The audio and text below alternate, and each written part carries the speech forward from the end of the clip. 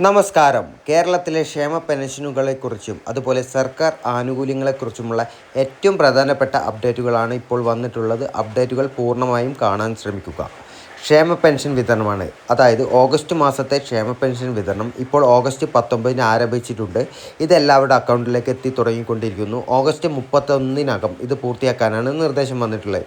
ഇനി biometric mustering ആണ്. അതായത് പെൻഷൻ മുടങ്ങാതെ ലഭിക്കുന്നതിനായി സെപ്റ്റംബർ 30 അക്ഷയ കേന്ദ്രങ്ങൾ വഴി ബയോമെട്രിക് മസ്റ്ററിംഗ് നിങ്ങൾ പൂർത്തിയാക്കേണ്ടതാണ്. ഇനി മാതൃവന്ദന യോജനയാണ്. അതായത് അമ്മമാർക്കുള്ള കേന്ദ്ര സർക്കാർ പദ്ധതിയാണിത്.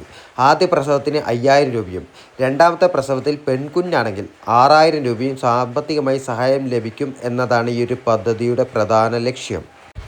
ഇനി ഓണം തട്ടിപ്പുമായി ബന്ധപ്പെട്ട ഒരു അപ്ഡേഷനാണ്. അതായത് ഓണക്കാലത്ത് ഇപ്പോൾ വാട്സാപ്പിലൂടെ പ്രചരിക്കുന്ന ഒരു വ്യാജ ഓഫർ ലിങ്ക് ഉണ്ട്.